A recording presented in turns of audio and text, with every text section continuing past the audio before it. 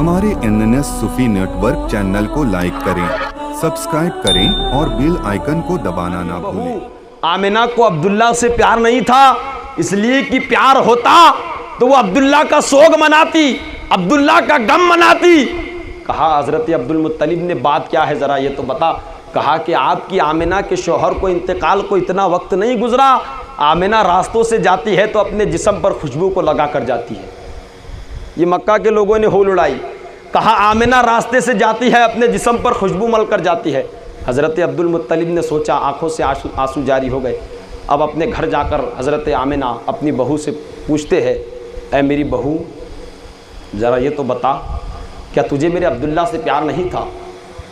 क्या तुझे मेरे अब्दुल्ला के जाने का गम नहीं होता?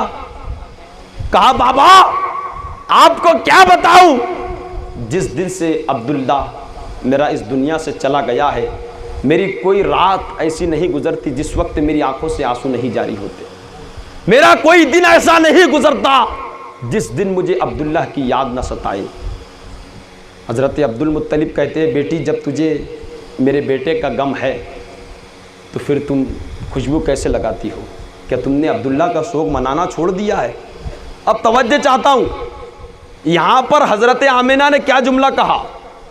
कहा बाबा अब्दुल्ला से इतनी मोहब्बत है, दस्तूर के मुताबिक जितना सोग मनाना है मैं सोग मनाती हूँ, लेकिन कसम खुदा की बाबा आज अगर आप आमिना से ना पूछते तो ये राज कभी मैं फाश नहीं करती। हज़रत अब्दुल मुत्तलिब कहते हैं, बेटी वो राज क्या है ज़रा मुझे तो बता। कहा बाबा बुलंद आवाज़ से सुभान अल्लाह कहे। बाबा अगर आप ना पूछते तो मैं कभी नहीं बताती। मैंने अब्दुल्ला का सोग मनाना बंद नहीं किया और ना ही मैं जिस्म पर कोई खुशबू लगाती हूँ, लेकिन कसम खुदा की हाँ, जिस दिल से आपके बेटे अब्दुल्ला की अमानत मेरे शिकम के अंदर आई है, जिस गलियों से गुजरती हूँ खुशबू से महक जाया करती है। कसम खुदा की बाबा आमिना कोई इत्र नहीं लगाती, ना ही कोई खुशबू लगाती है। जिस दिन से अब्दुल्ला की अमानत मेरे शिकम के अंदर आई है, मैं जिस गलियों के अंदर कदम रखती हूँ गलियाँ खुशबू से महक जाती है। ये नबी पाक अलैहिस्सलात व तस्लीम का बचपन है। क्या नबी का बचपन था? अभी शिकम मुबारक के अंदर है। हज़रत आमिना जिस रास्ते से गुजरती है वो रास्ता खुशबू से महक जाता है। क्या हो जाता है? तो मैं तो ये समझता हूँ कि यहाँ पर अल्लाह के रसूल के दीवानों की मजलिस है तो ये महफिल ने भी महकना चाहिए, है ना? हाँ महकना चाहिए, इसलिए कि हम आशिक के रसूल है और आशिकों की कोई मजलिस ऐसी नहीं होती जिसके अंदर महक नहीं हुआ करती। बस इतना है कि बंदे का ईमान और अकीदा सलामत हो और नबी से इश्क सच्चा हो, यही हमारे अकीदे और ईमान के लिए काफ़ी है।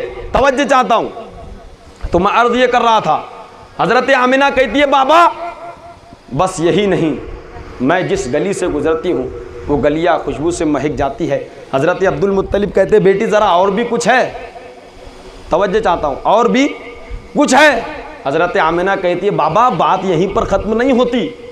कहा कि बेटी और क्या है? हज़रत आमिना घर के अंदर गई, मिट्टी उठाई, दीवार से मिट्टी उठा कर लाई हज़रत अब्दुल मुत्तलिब के पास। कहा कि बाबा इसकी खुशबू को सूंघिए। हज़रत अब्दुल मुत्तलिब ने मिट्टी को हाथ में लिया और खुशबू सूंघा। जैसे खुशबू को सूंघा, हज़रत अब्दुल मुत्तलिब कहते हैं, बेटी ये इसमें भी खुशबू आ रही है मिट्टी के अंदर। हज़रत आमिना कहती है, बाबा ये खुशबू अभी की नहीं है, कल रात मैं इस दीवार को टेक लगाकर बैठी थी, उस वक्त से दीवार भी महकना शुरू हो गई। सिर्फ टेक लगाकर बैठी थी।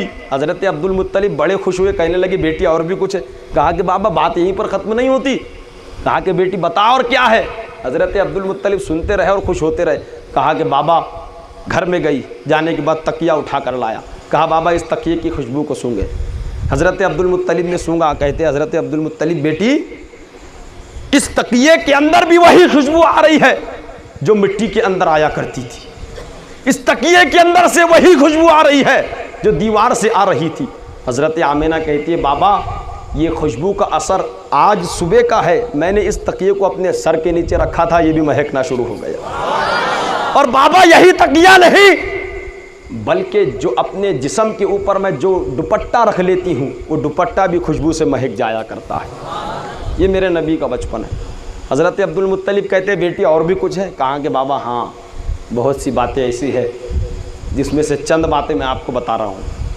कहा कि बाबा आप तो जानते हैं मक्का की सरजमीन पर औरतें कितनी मेहनत व मशक्क़त से पानी भरती हैं, बड़ी तकलीफ़ उठानी पड़ती है, उसको डोल को कुएं में छोड़ना और बड़ी तकलीफ़ के साथ पानी को ऊपर खींचना, बड़ी मशक्क़त होती है। लेकिन कसम खुदा की बाबा, मक्का की सारी औरतें बुलंद आवाज़ से, इसलिए कि माहौल को थोड़ा गर्म रखे तो मैं आगे बढ़ूंगा, है ना। आपका इशारा मिल जाए तो मैं जगहों पर ख़त्म कर दूँ। कहा बाबा मक्का की सारी औरतें जब कुएं से पानी भरती है तो अपना डोल कुएं के अंदर छोड़ती है और बड़ी तकलीफ के साथ उसको खींचती है। लेकिन कसम खुदा की बाबा, जिस वक्त आपकी आमिना, बुलंद आवाज़, सारी औरतें पानी खींचने के लिए अपना डोल नीचे छोड़ती है, लेकिन कसम खुदा की बाबा उस कुएं के ऊपर जब आमिना डोल नहीं छोड़ती, बल्कि आमिना के चेहरे को पानी देखकर ऊपर आना शुरू हो जाता। आमिना को डोल छोड़ने की जरूरत नहीं पड़ती, आमिना का चेहरा जब कुआं देखता है तो पानी ऊपर छलांगे मारना शुरू कर देता है।